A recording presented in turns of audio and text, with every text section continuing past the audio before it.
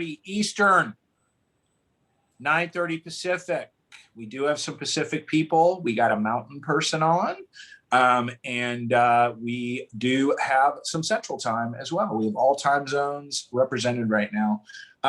Just a little foreshadowing for those of you on early. I don't want to say this too early to confuse, but as COVID is letting up here and those of you that know me well, as I start traveling again, typically my travel days are Tuesday, Wednesday, Thursday, or Wednesday, Thursday. So we will be moving this call to Mondays, not next week, but I think the week after. You'll get plenty of advance notice. We're also going to change the time a little bit because I know it's Monday and I know a lot of people have pipe calls in the morning. So I think the new time will be 2:30 Eastern. So it'll be 11:30 West Coast, giving the West Coast people time to do their pipeline calls and things like that. But we'll give you more info. Okay, everybody, let's get going. I always listen to your feedback, and you all gave me great feedback about keeping these calls to 30 minutes. So we're going to do that. Welcome to the Big Joel Community Mortgage Call, Tuesday call. Housekeeping for those of you who haven't been on, the chat is in the upper right-hand corner. If you don't use Zoom a lot, if you have a question, you can put it in the chat. If I'm talking about something that you'd like to take a look at, a lot of times Josh Brown will put a link in the chat as well, so you can reference that. We will be looking at the chat as we go. The other feedback we got from you, because we've had Housing Wire on, is for me to start interviewing and talking to loan officers, which we started doing, and we've gotten great feedback on that. So in keeping with that, this week we have none other than Eric Douglas with New American Funding, coming in hot out of Boston Metro. I think do I see a Tampa Bay Tom Brady jersey in the back, or is that Tampa Bay jersey? Yeah, exactly. I got it. He is a Patriots season ticket holder, so that was just to get him riled up before the call starts. We have Eric Douglas. I have known Eric for a long time. He's an interesting guy, great guy, humble guy, works really hard. Just quick background: I met Eric when Eric's boss said, "Hey, I got this guy named Eric Douglas. He's coming over from Bank of America. All he's done is be an in-house loan officer and take referrals from private bankers, basically a ton of refinances and a couple of purchases here and there. Never really worked with agents before. Would you work with him?" And I think it might have been 2010, 2011. I don't know, but it's a long time ago. It's probably 10 years ago. And since then, Eric has systematically turned his business into a referral-based machine. Obviously, he had a huge year like everyone last year, but Eric is all about referrals from agents, so I'm excited to have him on. He's also very technically proficient and is great at implementing different types of technology. So we'll talk a little bit about that as well. Eric, welcome to the call, my friend. Thanks for having me. Okay, so Eric, I'm going to ask you the question that I ask everyone every week because it's on everyone's mind. I see, where's Brian Marks? I can't see him, but he doesn't have his camera on, but he's down in Tampa. Eric, he texted me this morning or yesterday. He was freaking out. He's like, "What happened? Everything screeched to a halt. There's no houses for anyone to buy." And, he's in Tampa. You have Tampa, Nashville, Boise. These are just smoking hot markets pre-COVID. Just Boise, people are fleeing California and going there. Nashville is LA, east, and Tampa is just Tampa. Like the whole world has been moving there for 2-3 years. And there's the infrastructure is horrible. The roads, they were just not ready for all those people. And I was like, chill. People are going to put houses on the market. And then he'll always text me back later and go, "Yeah, I just got 10 loans." So Eric, tell me about the lack of inventory where you are, what you're doing about it, how you interact with your agent partners. Are you doing anything interesting or special with your borrowers besides, like everyone else, writing 27 pre-qual letters every weekend for the same borrower, writing on 27 different houses, things like that? Anything you could share? I've gotten a lot of feedback from people that they've enjoyed hearing each loan officer just talk about how they're handling that in their individual market. And everyone, Just so you know, Boston is very, very, very tight on inventory. There's little towns where 7,000 people live in the town and there's like 2 listings. So it's bad. And I don't know if it's getting better. I'm going to give you the floor and let you just talk a little bit about it. Everyone loves hearing this. Yeah, no problem at all. So I have bad news for Brian because I actually have a couple clients that are coming down to Tampa. They've already sold. They're waiting to buy something. So it's not going to get any better for him.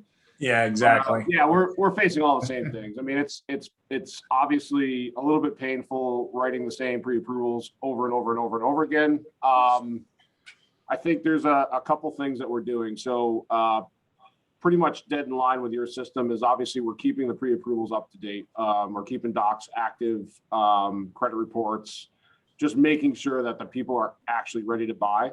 So just having the kind of confidence in talking with listing agents and the buyer's agent to let them know that the buyers are real and they've been vetted out fully is probably just the starting point to even be active in the market. I think Eric, real quick, just for everyone, because there are some people on here that haven't done a crush group. I just want to explain, Eric is referring to my BIC-PP system. And in that system, we keep docs fresh throughout the process, no matter how long it takes them to find a house. We don't do the Tennessee two-step and the massive cha-cha dance when we get a contract. We then pick up the file off the virtual floor and open it and realize all the docs are old and you basically have a brand new file. What Eric's referring to is him and his staff are making sure that every pre-qual he has is docked ready, meaning when he gets the contract, he can still close quick. Sorry, Eric, I just wanted to explain that because you went over that fast. And I want to make sure, because sometimes loan officers will push back on me on that, Eric. They'll literally be like, what are you talking about? Why would I do that? That's a waste of my time, is what they'll say. Meaning, I'll just dock it when I get the contract. Go ahead, keep going. Sorry. No question. It can be time consuming, but it helps us set a good baseline that the client's ready to go. I would say one of the other differentiating factors that has really helped us over the last couple of weeks is we've been just addressing and pulling the appraisal issue right up front. Obviously, the major concern is you're buying the house today at tomorrow's price. So is it going to comp out? Is it going to appraise? So we're actually physically going through some alternatives with clients at the time of the offer. We're talking with their agents ahead of time to kind of get a gauge as to where they think the appraisal could realistically come in. Best case, worst case, and then going through financing options with the client in those cases to potentially, take them from a 10% down to a 5% down, creating gaps and making sure that they're comfortable making up some type of appraisal shortage. And by doing that and writing it in the offer up front, we've found that there's been a bigger success rate with those clients. That way the seller is not questioning as to, am I going to have to negotiate this for $5, $10, $15, $20,000? Ooh, that's interesting. So you heard Jen talk about that. It was great when she said it, about how important it was to actually know your job right now, which is know really how to structure loans. And Ed Brem is nodding because we've talked about this as well, as far as being able to structure anything. But interesting, you're putting it in the offer. That's a little twist, basically letting the listing agent know, hey, by the way, we're ready.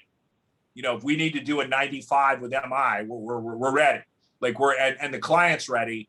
You don't need to worry about it. Take our offer. So that's a little twist, actually putting in the offer. And what you're saying is when you do that, you're getting a higher percentage of offers accepted?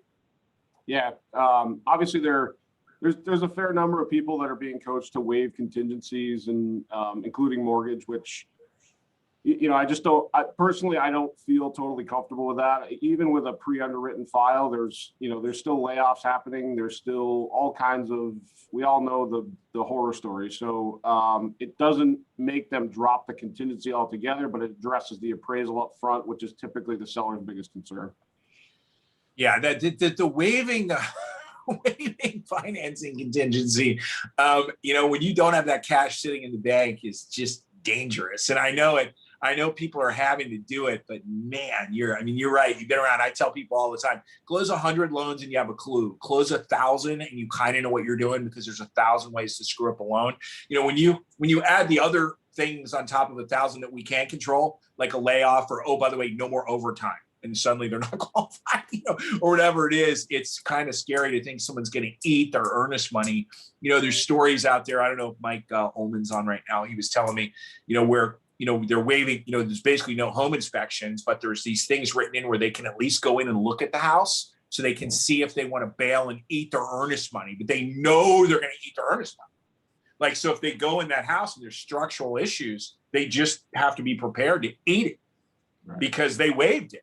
But that instead of buying the house and having $60,000 worth of structural, they're going to eat their $20,000 earnest money and just go about their business. I mean, that's crazy town right there.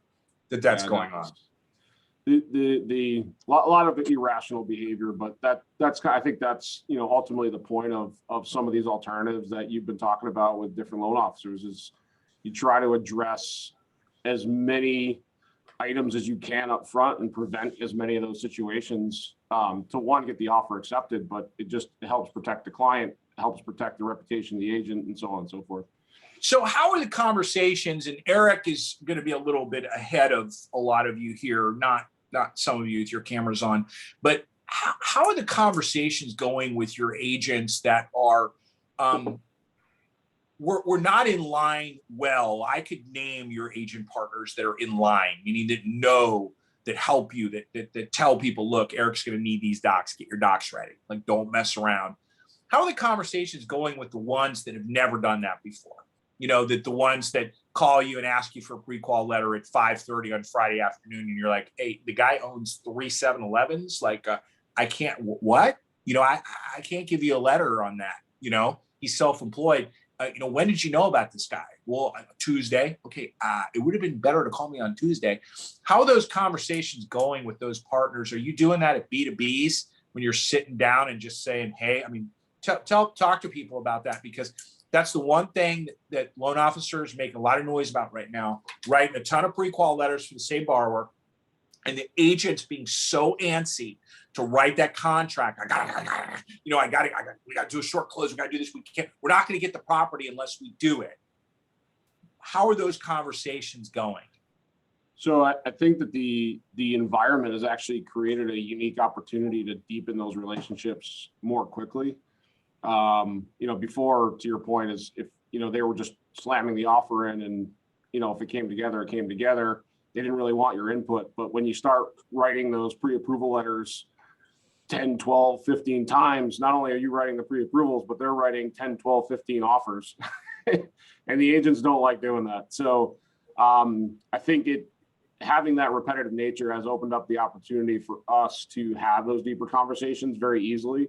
But to your point, is traditionally we've done it, belly to belly over lunch. And I think, probably the best thing that you ever did for me was just getting me relentlessly consistent on doing some of those base level activities, where meeting at least one person a day face to face, ideally over food, has allowed us to have those types of relationships where we can now work with those people on a much deeper level. But face to face has typically been our way to broaden the business. Massachusetts has definitely been a little bit more on the COVID conservative.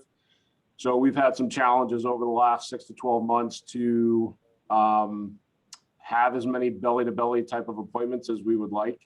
But we're finally kind of hitting stride here, where, to your point of traveling and getting back to normal, where people are finally open and actually pretty excited to sit down and have meetings face to face again.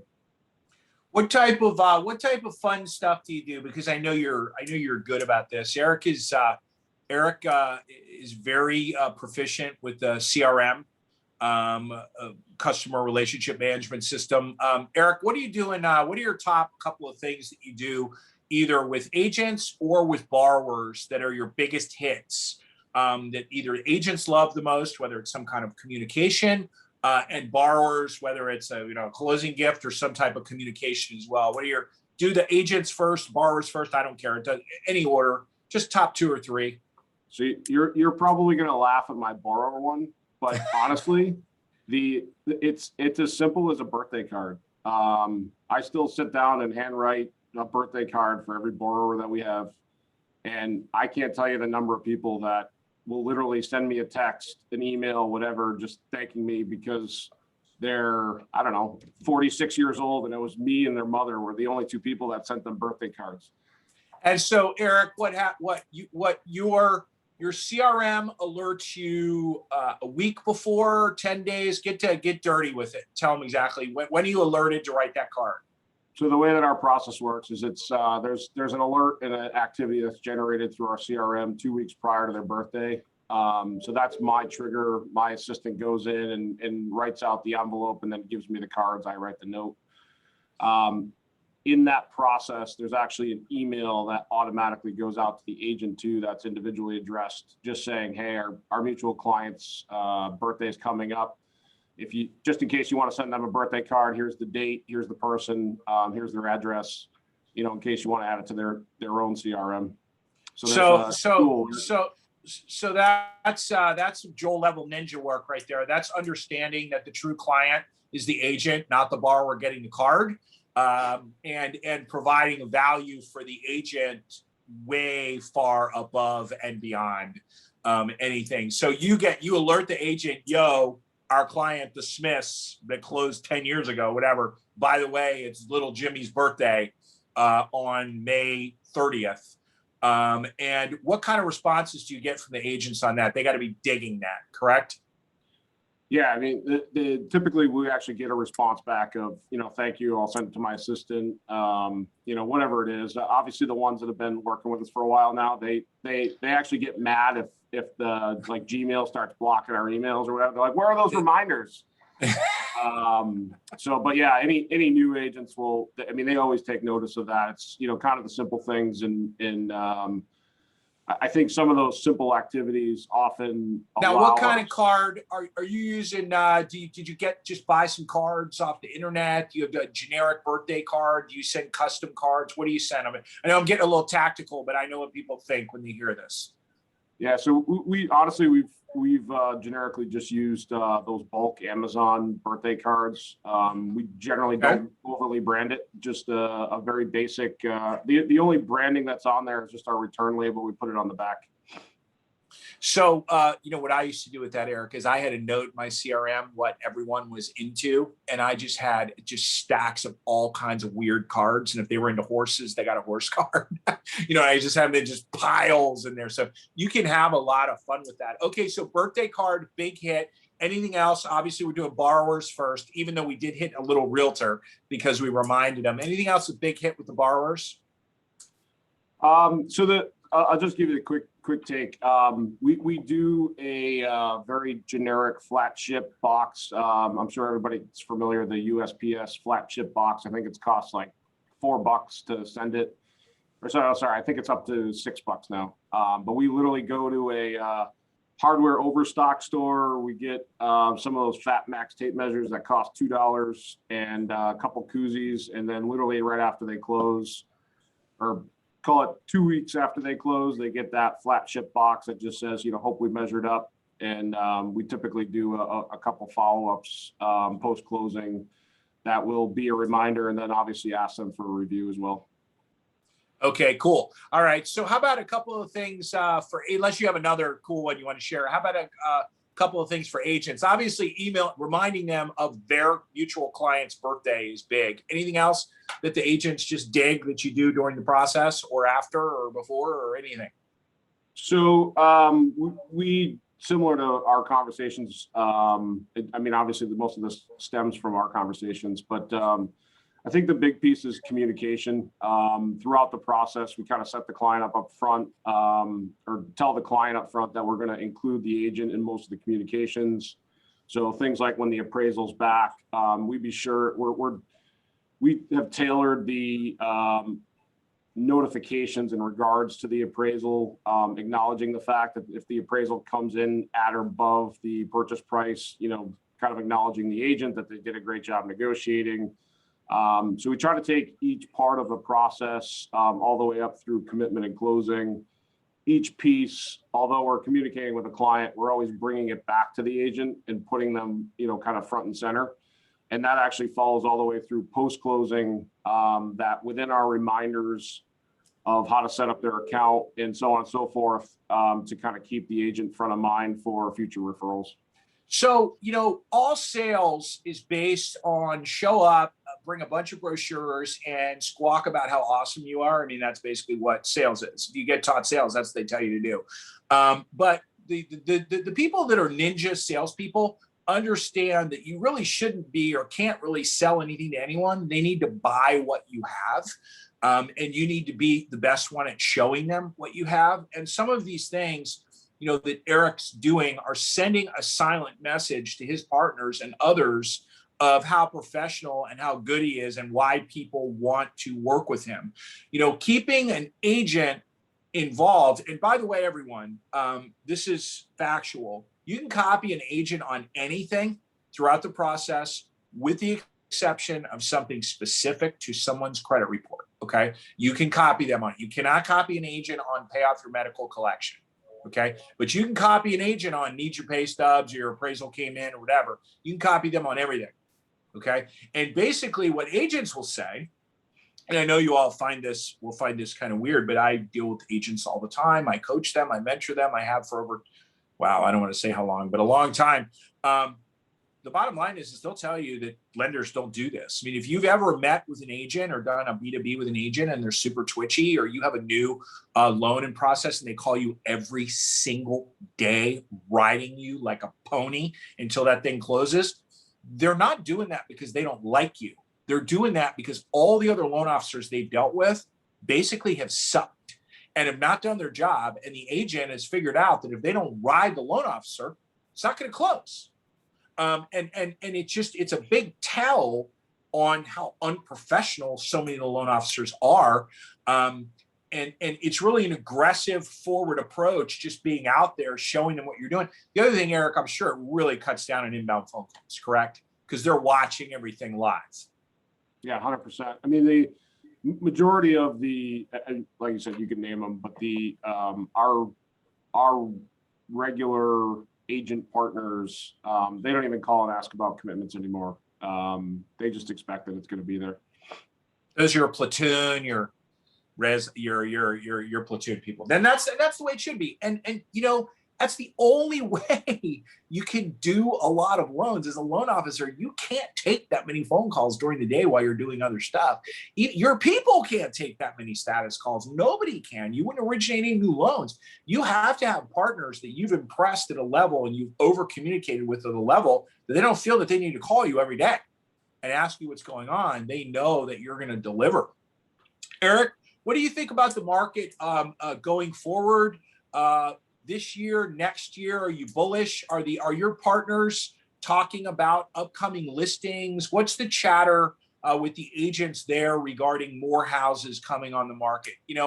Everyone's heard me talk about this in this group and privately. In January of 2020, obviously 2020 is the year that will go down in infamy, right? In January of 2020, we started the year 3 million houses short for people that wanted to buy them. This is before COVID hit, before everyone in the world wanted to move, before all of that stuff. We were 3 million short. Okay. So it's way worse now. Now you figure in lumber cost and things like that and what it costs to build houses and how builders are pulling back and waiting and whatever, because they got to sell the house for 30% more. And they're not even gouging the customer. They're literally, they used to pay $1 for the 2x4. Now they're paying $1.30 for it. They're not gouging anyone. It's what they have. What do you think about the market there? Are you bullish in general? What do you think about it? Yeah, I mean, I think we've got another at least year and a half, if not 2 years of this. Obviously I think it's like anything. It's not going to be a straight line. We'll probably have peaks and valleys, and I think there's going to be some changes in terms of demand, where we've had kind of this massive flight out of the city. And I think that, you'll probably see some flight back to the city as things start to loosen up. But yeah, I think the housing market's going to be in huge demand. I do think that there's inventory coming. I think there's a big proponent of people that felt like this is just going to be a quick blip, and they were waiting for the housing market and the housing prices to come back. In fact, I don't know if you saw it, but I actually just reposted something that a buddy of mine had put online right before this call. And it was literally the 20 years of Tom Brady's picture. And he goes from kind of like a little bit out of shape in the draft all the way till now. And it just says, you know, these are pictures of people waiting for the housing market to go, slow down. Yeah.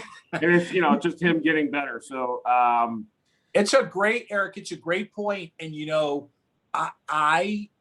some of the best agents in the country are looking their clients in the eye and saying, I know that this seems painful, but this is not going to retract. I mean, you're not going to be paying any less for this house. I mean, it's just not going to happen. It might be the same. It might stay, but you're not going to be paying less. I mean, you know, the big, massive difference is, you know, people point back to the housing crisis. I love when some of these prognosticators on TV point back to that and make these wild claims. And I just want to reach through the TV and strangle them and say, you don't understand what's going on. That was a bunch of 80-20 lie docs. A bunch of people lied to get their houses. They went in with zero down with horrible credit. And the bottom line is it was completely different than this. Anyone buying a house right now is qualifying to buy that house.